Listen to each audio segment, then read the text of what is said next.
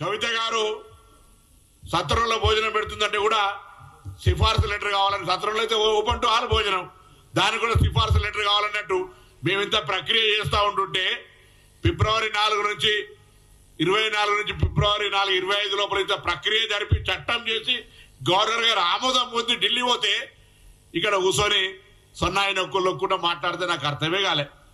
బీసీల బిడ్డలం, విద్యార్థి ఉద్యమాల నుంచి బీసీలకు సంబంధించి ఒక ఆలోచనతోటి ముందుకు పోతున్నటువంటి సందర్భంలో మా ప్రభుత్వం రాహుల్ గాంధీ గారి మార్గదర్శకత్వంలో తెలంగాణ రాష్ట్ర ప్రభుత్వం అటు ముఖ్యమంత్రి రేవంత్ రెడ్డి గారు కానీ, ఇటు ఉప ముఖ్యమంత్రి బట్టి విక్రమార్క గారు కానీ, మా పిసిసి అధ్యక్షులు మహేష్ కుమార్ గౌడ్ గారు కానీ, యావత్ క్యాబినెట్ కాంగ్రెస్ పార్టీ కింది నుంచి పైదాకా ఇందుకు సంబంధించినటువంటి ఒక కమిట్మెంట్ తోటి ఉన్నాం.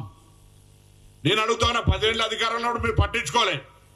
ఇప్పుడు బీసీలకు సంబంధించిన నాయకులు పక్కన కూర్చుని పెట్టుకొని ఏదో మాట్లాడితే మాకు కొంత శాంటిటీ వస్తుంది, లేకపోతే ఏదో ప్రజల్లో పేరు వస్తుంది అనుకుంటే మీ అపోహ.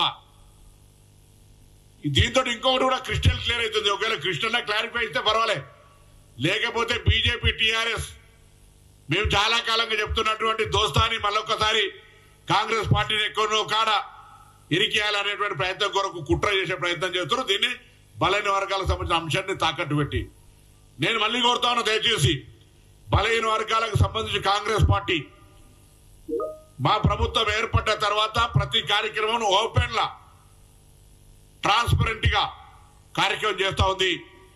కవిత గారు నిజంగా మీకు అంత చిత్తశుద్ధి ఈ సేకరణ, సమాచార సేకరణ జరిగే సందర్భంగా మీ తండ్రి గారు కావచ్చు, మీ పక్కన ఉన్నటువంటి తండ్రి గారి పక్కన దయ్యాలు కావచ్చు,